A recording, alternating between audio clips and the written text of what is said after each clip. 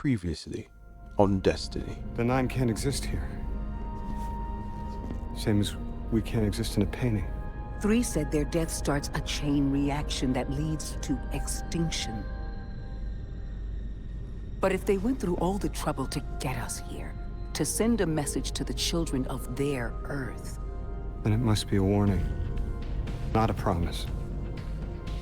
3 gave us instructions to prevent extinction. bind the 9. A dying wish to save us.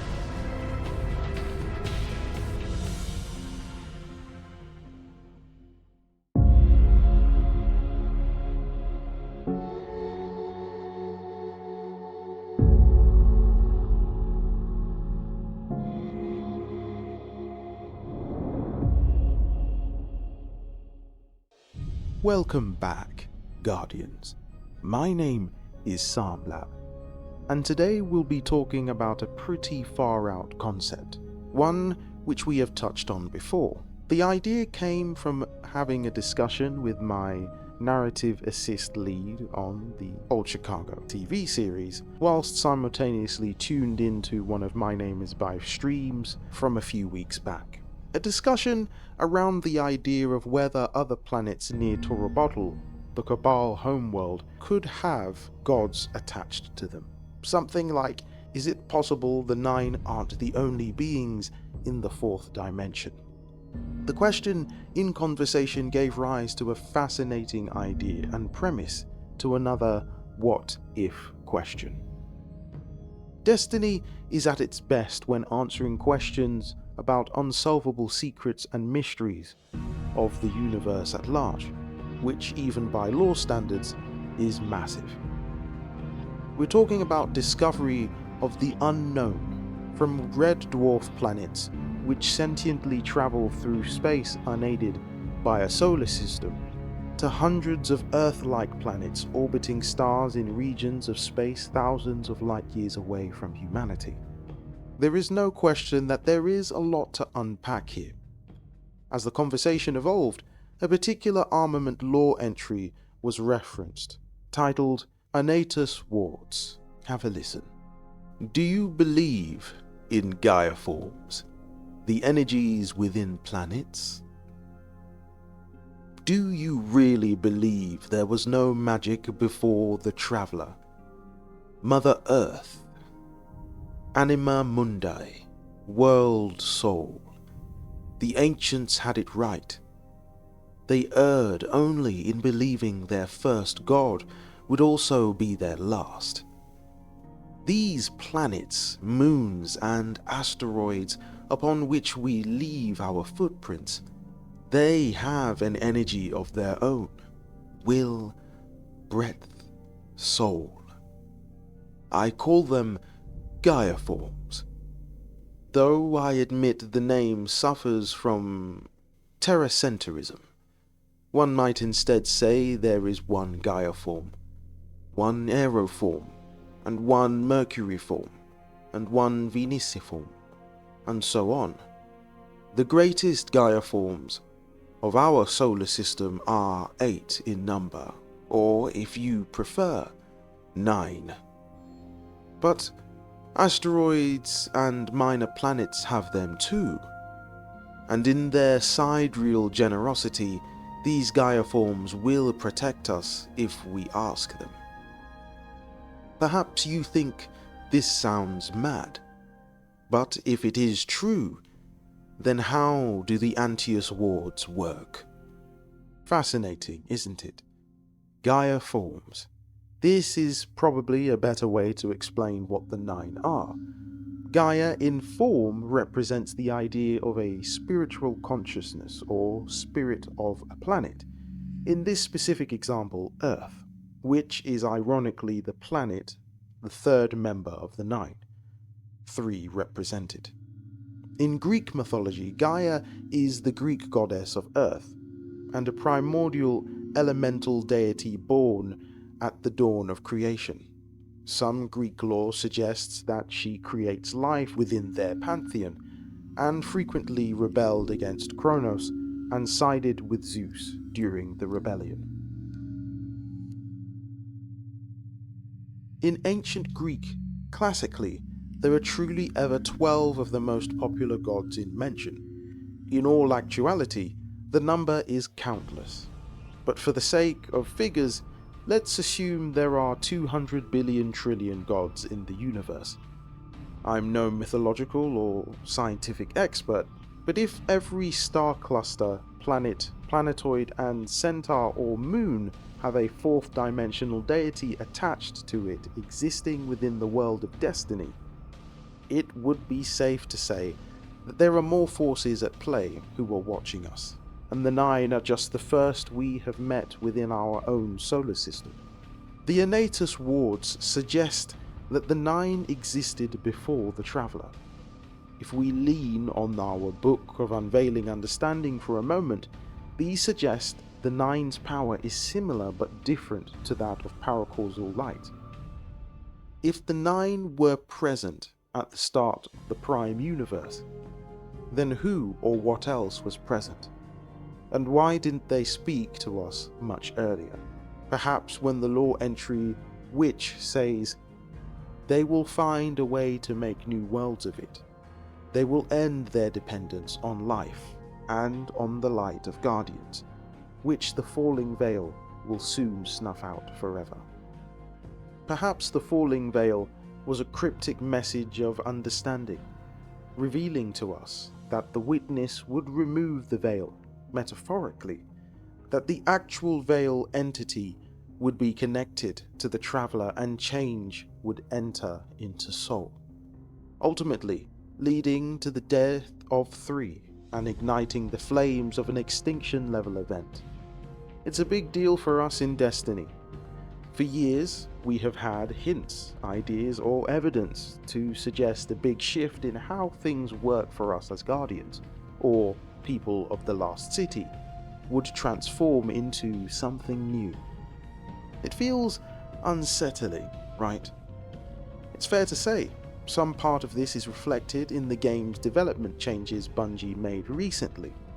The Light versus Darkness saga ended, so we're not where we began, but need a fresh start in order to move forward in Destiny's story. One of the most exciting parts of the 9 and their involvement narratively is they've been pulling the strings behind the scenes since the beginning of Destiny. From the moment the Ares 1 touched down on Mars and made first contact with the Traveller, to the first moments of Braytech and Ishtar's collaboration of the Golden Age AI Soteria refactoring her calculations during Echo Project. The 9 have been strumming the chords of every string in Destiny's tapestry. One particular lore entry from Edge of Fate suggests similar ideas about the 9's pantheon of deities. Have a listen to this lore entry titled The Sun. Your consciousness hangs, suspended in solar wind, and swept into timeless unknown space, touched by the breath of the cosmos. Of course. Consider this. Card calling. Introduction is momentous. A message. But for now, a word. And Endless Ivory Planet extends. The truth of time is laid bare here in opposition to you. Cause and effect are predetermined law. What has happened will occur. What occurs has happened. What will happen has occurred. You challenge the hierarchy with a paracausal question, but it is squelched by a higher fourth dimensional order. The time for that question is layers and folds beyond this one. Unknown space curls away. Relax, my good Abiogenesis. There is no danger. Take this glimpse of clarity. Your ideas of knowing are quaint we can educate. There is a heavy, inescapable gravity, weight, responsibility, authority, flair, control, swirling matter and particulate. Once and again, a blazing star, power enough to hold back endless nothing. Fusion churns heat and light from eternal vacuum with familiar atomic magic. A white, hot phosphorus, like snapping a finger's tip match. We are a part of you, as much as you of us. Predating your wrinkled gardener, caught in the middle with you, an interconnected system that shares one thing, one dream. The moment burns bright, but ahead in the long bend from non-existence into being, into nebula, into compression lies hydrogen, helium, oxygen, carbon-dead, fossilized consumption. Anywhere along the infinite folding splays of perspective. Birth, life, death, curved outward and back, in long elliptical recursion. Gravity coaxing collapse, dark energy coaxing dispersion, matter and thought suspended between.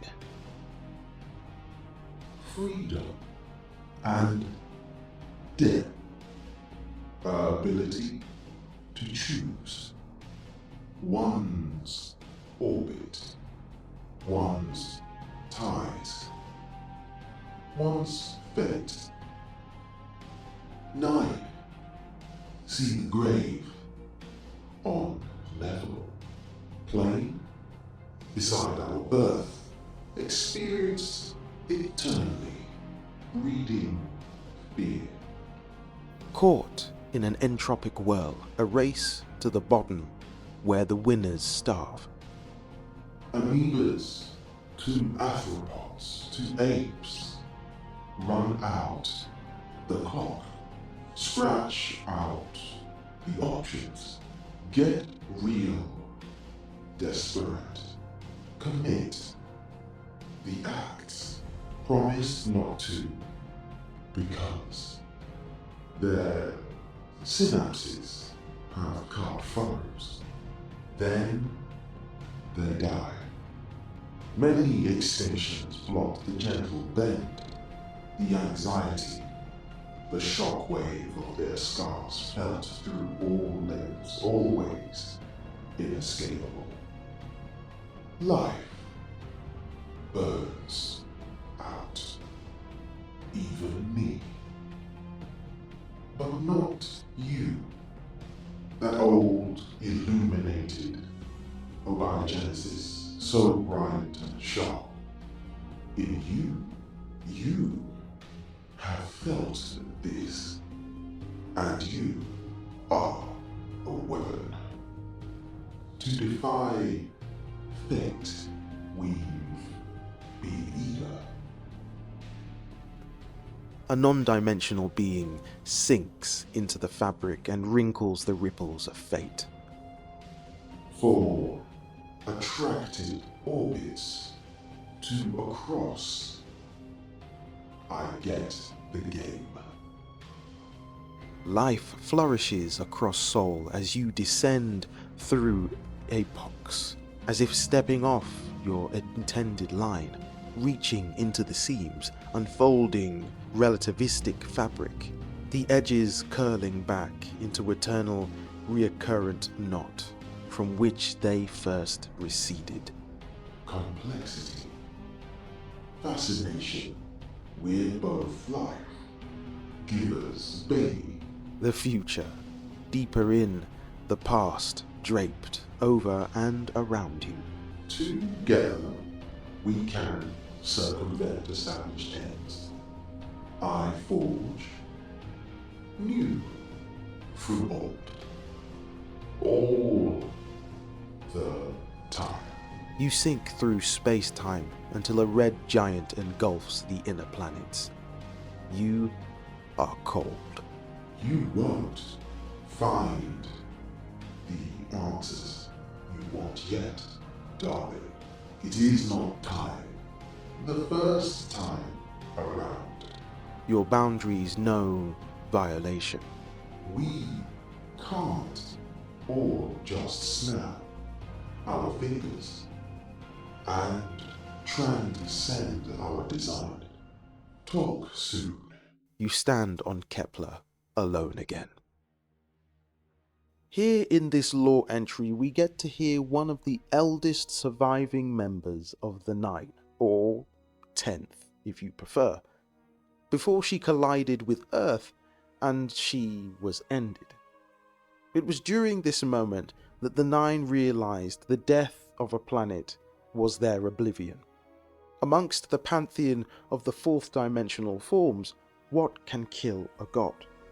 The answer is another god. And herein lies the emergency of two things within Destiny's story. Our adventure to Kepler has taught us one thing. The pieces in the game, on the board, wield powers beyond our comprehension. While Maya Sundaresh hasn't been able to ascend into godhood, she holds the power of the Echo, and by all means that power is unmatched, apart from the paracausality Guardians wield. While she is able to control the Vex, she cannot change her fate or ultimately her destiny.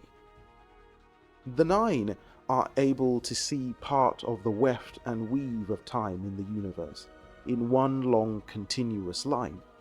They can influence what happens during the course of history, but they cannot change it. Gambit was partly created by the Nine for the sole purpose of observing how Guardians use the light. But underneath all that, 3 had planted seeds for a plan of her resurrection after being pulled into third-dimensional space by Maya Sundaresh. With worlds like Torobotl, Reese and Fundament, it presents a vast selection of planets, moons and systems filled with fourth-dimensional consciousnesses. And that, my friend, is a rather exciting premise, if you ask me. If you were to search through Destiny's lore for the word Prime Universe, search results would come back empty. This is because these two words aren't mentioned in conjunction with one another. It is an apt description I came up with a long time ago that describes the time before Destiny's universe sprang into life. You'll often hear it referred to as the Garden, where the gardener and the winnower played games together. More commonly known as primordial space, where raw chemicals such as hydrogen, helium, oxygen, carbon and nitrogen coalesced and woven together to bring about the creation of the universe. In Destiny, this primordial era and space is believed to be the birthplace of Destiny's universe. Now, although this theory hasn't been disproven, while I would love to sit here and say my theory is 100% on the money, it can't be disproven either. I talked about this often, but my theory comes from the lorebook Unveiling, and while it's believed to have been written from the winnower's perspective, there is still evidence we can glean from it. Have a listen to this lore entry titled T equals 0. We wrestled in the garden, in the loam of possibility, where nothing existed and everything might. A shadowed agony among the flowers. We trampled the petals beneath our feet. We stomped the fruit to pulp, and we ground the seeds into the dust. In the wet pop of grapes and the smear of berries, in the perturbation of the field that was the garden before the first tick of time and the first point of space, were the detonations that made the universe. Each universe was pregnant with its own inflationary volumes and braided with ever-ramifying timelines. Each volume cooling and separating into domains of post-symmetric physics, all of which were incarnations of that great and all-dictating bipartite law that states, "Exist, lest you fail to exist." And still we fought. We brought down the tree of silver wings and left the stump to smoke amid the meadows. We left prints of our splayed feet and our straining backs in the clay. Our trampling feet made waves in the garden, which were the fluctuations around which the infant universe coalesced their first structures. The diatom field yawned beneath existence. Symmetries snapped like glass. Like creases, flaws in space-time collected filaments of dark matter that inhaled and kindled the first galaxies of suns. And still, we grappled. Our rolling bodies pushed things out of the garden. Worms and scurrying life from the fertile soil. Wet things from the pools and the leaves. They came out into the madness of primordial space. They thrashed and became large. And I won. I won because the gardener always stops to offer peace, and when they do, I always strike. But by then it didn't matter. The game was over. The garden had given birth to creation. The rules were in place, and there would never be a second chance. We played in the cosmos now. We played for everything. And the pattern in the flowers, terrified by our contention, were no longer the inevitable victors of a game whose rules had suddenly changed, and they passed into the newborn cosmos to escape us. You see, the garden and what I call the prime universe are one in the same. This lore entry describes a paracausal battle that took place between the gardener and winnower in the early universe that resulted in the creation of destinies. Rather than an unintentional collision of raw chemicals, matter, and ontological impossibilities, a simple dispute between two gods, far above that of the Traveller or even the Nine. Now we're talking about the players of the flower game. So much of Destiny's story has been told from the perspective of the winnower. We know everything there is to know about darkness, but nothing really concrete about the light and what the Traveller truly is. And while we are no closer to finding out the truth in Edge of Fate, the Nine are slowly beginning to reveal things to us about the creation of Soul and the wider universe at large. And you don't have to take my word for it. If there is one thing that may be important for us to focus on, it's this. If humanity exists on the third dimension, and the Nine are on the fourth, could we assume there is a fifth or sixth dimension? Before you go, there is one more lore entry from the Book of Unveiling I would like to share. Have a listen to this lore entry titled The Final Shape. It always ends the same, the gardener complained. This one stupid pattern. Aren't they beautiful? I asked, as the flowers opened and closed in patterns beyond the scope of entire universe to encode all devouring and perhaps everlasting. Not even one could know whether a pattern in the flowers would cycle forever or someday halt. They're as dull as carbon monoxide poisoning. the gardener groused. Although carbon monoxide did not yet exist, and neither did anything that could be poisoned. The gardener kneeled to flick a patch of sod with their trowel. It struck an open flower, causing it to shut. Although I was the closer of flowers, and that was my sole purpose, I felt no fear or jealousy. We had our assigned dominions, and always would. They're majestic, I said. They have no purpose except to subsume all other purposes. There is nothing at the center of them except the will to go on existing, to alter the game to suit their existence. They spare not one slither of their totality for any other form. They are the end.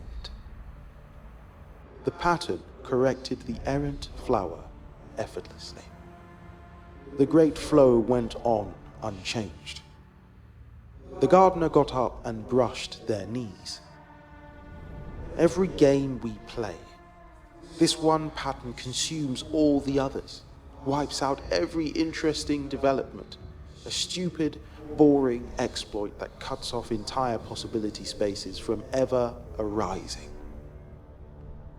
There's so much that we'll never get to see because of this pest.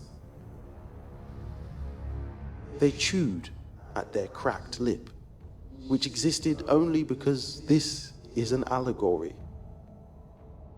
I'm going to do something about it, they said.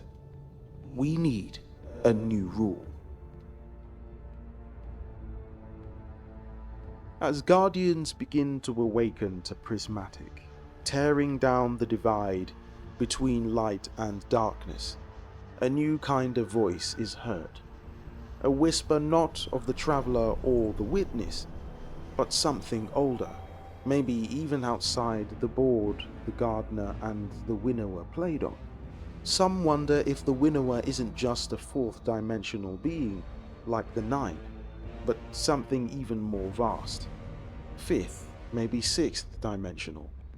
Something that speaks not only to our power, but our purpose. At the end of Final Shape, we receive a message from the winnower, speaking to us directly. Listen to what it had to say. Even the most perfect of pearls has grit at its center. Let's chat, shall we? One more nice sit down for the books. Did you think you wouldn't hear from me again? After all this? You'd have missed me, I hope, and I would have certainly have missed you. Have no fear. I'm not so easy to be rid of. Now, let me show you my beloved. Oh no, not my sedimentary necrolite fossilized in time. You've seen that. I speak of that dear and distant expanse of the universe. Miraculous in its fullness and its emptiness all at once. Are you surprised to hear of it? Yes. I never much cared for the change of rules. But here we are. And there is no use in crying over spilled radiolaria. Besides, at the heart of it all, there was a gift to me. That gift is a chance to speak to you. You and a billion like you. I'm making this offer over and over again. In every tiniest cell and vastest of civilizations, let me in. Take what you need. Be at ease. You have no say in the degradation of your telomeres, but in all the interim, the whole world is your sweet, silicate shellfish. You exist because you have been more suited to it than all the others. Steal what you require from another, rather than spend the hours to build it yourself. Break foolish rules. Why would you love regulation? It serves you to cross lines. And if others needed rules to protect them, then they were not after or worthy of that existence. Caricatures of villainy are out of style, I hear. Yes, I'm no cackling mastermind. I am serious when I say this. It was not the trick of standing upright that lifted you from the dust. It was the mastery of fire, the cooking of cold corpse meat. That is not any unique faction's province, neither good nor evil. It is simply truth. This great, beloved cosmos, always decaying, always finding that same old lovely pattern, despite every candle flame burning amid the flowers, a billion electrons taking the path of least resistance, in darkness or in light.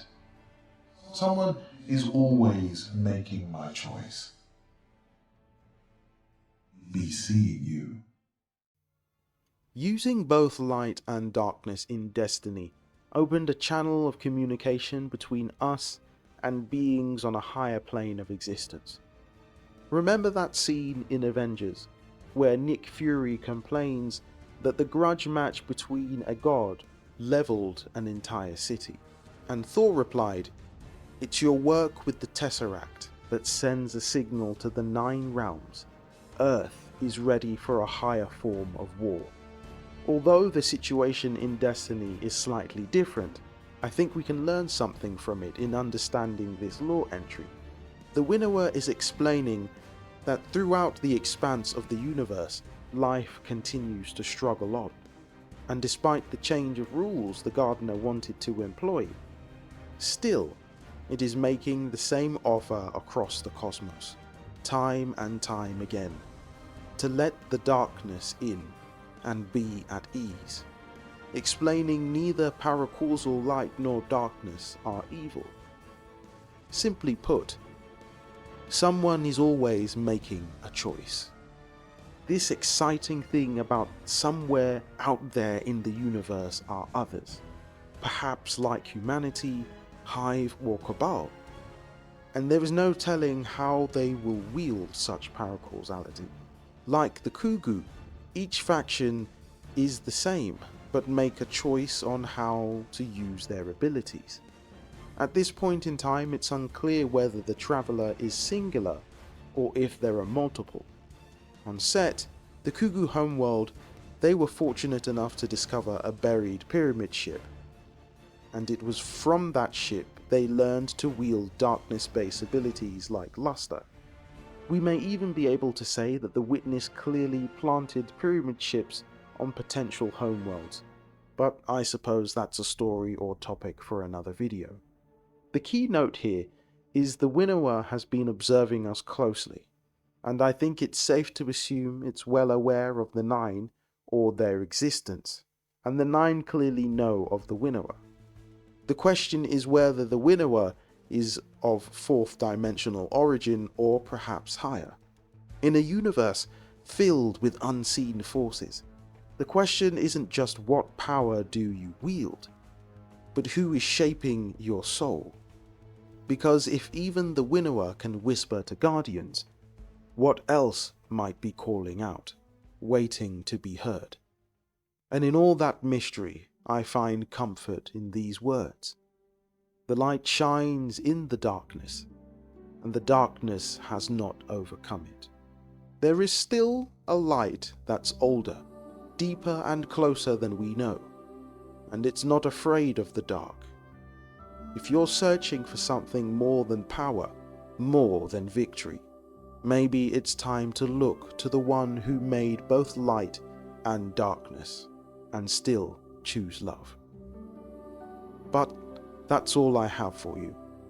I hope you have enjoyed watching and listening to this video today.